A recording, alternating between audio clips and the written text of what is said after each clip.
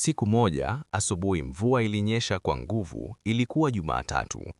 Katika shule ya Iwete Sekondari, nachokumbuka shule siku hiyo ilijaa sauti za miguu inayokimbia pembezoni mwa ukuta na wengine wakikatiza mitaani wakijihami kufika makwao. Ndipo nilimwona Maria kwa mara ya kwanza. Alisimama chini ya dari fupi akiwa amevaa shati jeusi la shule na sketi ndefu iliyoloa kwa mvua. Nilipita karibu naye, nikishikwa na uoga wa kumwambia hujambo. Badala yake, alimwambia samahani na kukimbia kwenye mvua. Na kwa bahati mbaya, niliacha mkoba wangu chini ya ile dari alipokuwepo Maria. Kesho yake, niliamua kurudi kwenye dari ile ile kwa matumaini ya kupata mkoba wangu. Nilimkuta Maria amekaa kwenye mlango akishikilia mkoba wangu. "Ulisahau jana," alisema Maria kwa sauti nyororo. Ukweli, nilichanganyikiwa na muda kidogo Maria alinionyesha ndani ya mkoba vitabu vilivyotiwa alama, daftari lenye maelezo ya hesabu na karatasi moja iliyokuwa imepigwa mstari wa bluu. "Nilikusoma hesabu zako," alisema Maria. Nilimwangalia kisha nikamuuliza, "Unataka nikufundishe sehemu gani usipoelewa?" Maria alinitazama na kusema kuwa ni mada nyingi za hesabu hazijui vizuri. Kwa sauti ya upole nikamwambia asiwe na shaka, tutasoma naye. Nakumbuka kuanzia siku hiyo tulikutana kila jioni baada ya shule kujifunza hesabu chini ya miti ya mbao. Na hapo ndipo nilianza kumwona zaidi ya mwanafunzi mwenye akili. Nilimwona mtu mzuri mwenye tabasamu la siri. Miezi minne baadaye nilikuwa nimeshavutiwa kabisa na Maria kwa urembo na upole wake. Na ndipo nilipoamua kama ana mpenzi. Nakumbuka Maria aliishia kutabasamu tu na hakunijibu kabisa juu ya swali langu. Siku zilisonga, nikamtongoza Maria na alinikubalia tukawa wapenzi. Siku zote alikuwa na tabasamu la silo la kinafiki juu ya mapenzi yetu. Zaidi ya yote, tulikuwa wanaishi katika upendo wa siri, tukitumiana barua, tukikutana kwenye bustani ya jiji na tukipaga maisha yetu ya baadaye. Siku zote nilitaka kuwa mhandisi na Maria alitaka kuwa daktari. Tuliamini yote yanawezekana. Lakini kama kawaida katika mapenzi ya utotoni, ulimwengu ulikuwa hauko tayari kwetu. Wazazi wetu walipogundua walilalamika sana na kusema, "Mnataka kufanya nini? Hamna kazi, hamna pesa. Hili ni upendo wa kitoto tu." Nakumbuka mwisho wa mwaka wa shule ulifika. Maria alipata uhamisho kwenda shule nyingine kwa sababu ya kazi ya baba yake. Na mimi nilibaki peke yangu. Tulijaribu kuwasiliana kwa barua, lakini kila barua ilikuwa ikichukua muda mrefu kufika na kila jibu lilikuwa fupi kuliko lilivyotangulia. Mwishoni barua ziliacha. Na hapo nilijikuta akiangalia dari ile ile kila siku baada ya shule, nikisubiri mtu nisiyejua kuwa hatarudi tena. Baada ya miaka 10, nilikuwa nimehitimu kuwa mhandisi. Nilikuwa nimepata kazi nzuri na nilikuwa nimepata mpenzi mwingine. Siku moja nilipokuwa kisafiri kwa basi, nilimwona Maria kwenye kituo. Alikuwa amevaa kanzu nyeupe na alikuwa akishikilia mkono wa mtoto mdogo. Tulisalimiana kwa heshima. "Una mtoto mzuri," nilimwambia Maria. "Asante," akajibu Maria. Basi lilipofika tuliagana kwa macho furanu. Hakika upendo haufi.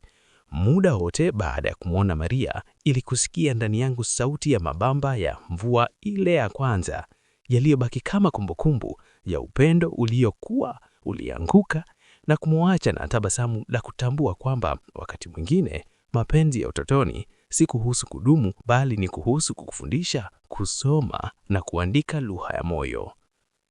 Miaka 2 baadaye, nilikuwa nimekutana na Grace, mwanamke mwenye ujasiri na tabia ya kunifanya niache kufikiria siku za mwanzo.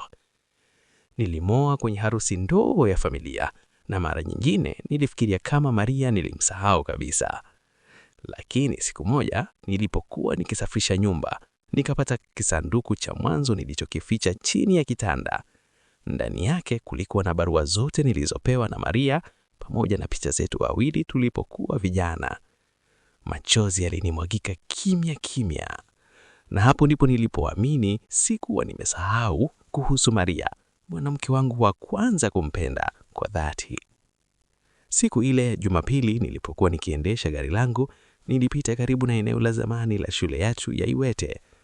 Mti ambao ulikuwa bado uko, lakini dari ile fupi ilikuwa imebomolewa. Nilisimama nikitazama eneo tupu hilo, na ghafla simu yangu ililia. Nikagundua kuwa alikuwa Masige, ni rafiki yangu wa shule aliyekuwa akiishi mbali. Niliongea naye kidogo kisha alisema, "Umewahi kumsikia Maria?" Alisema kwa sauti ya msisimuko. "Ameacha ujira kwenye hospitali.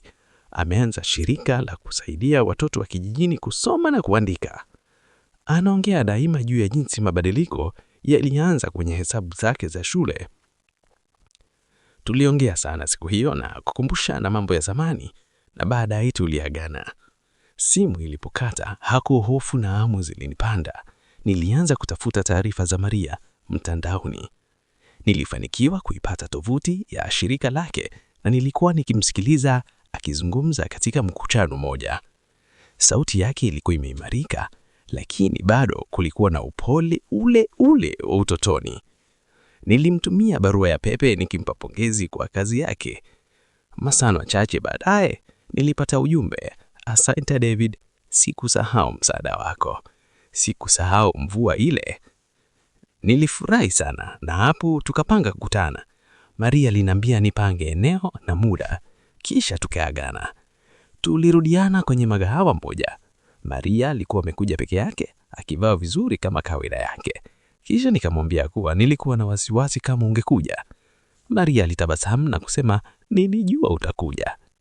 Tulizungumzia maisha yetu na kuambiana kuhusu stori za mahusiano ya kila mmoja.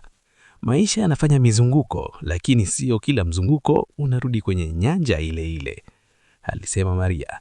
Tulikumbuka siku zetu za shule na wote tukaleka kwa ajili ya ujana wetu. Mvua ilianza kunyesha tena wakati tulipokuwa tukitoka nje. Nilimwongoza Maria hadi kwenye gari langu. "Nitakusindikiza," nilisema. "Hakuna haja," akajibu Maria. "Nimezoea mvua." Aliondoka akitembea pole pole kwenye mvua. Nilisimama nikitazama umbali wake unaopungua, nikifikiria jinsi maisha yalivyotugawa njia zetu. Taratibu nilirudi kwenye gari, nikigusa mkono wangu wa kulia, ndamo nilikuwa nimeacha utepe wa picha ya Maria. Niliiweka kwenye kiti cha abiria, nikianza kuwasha gari.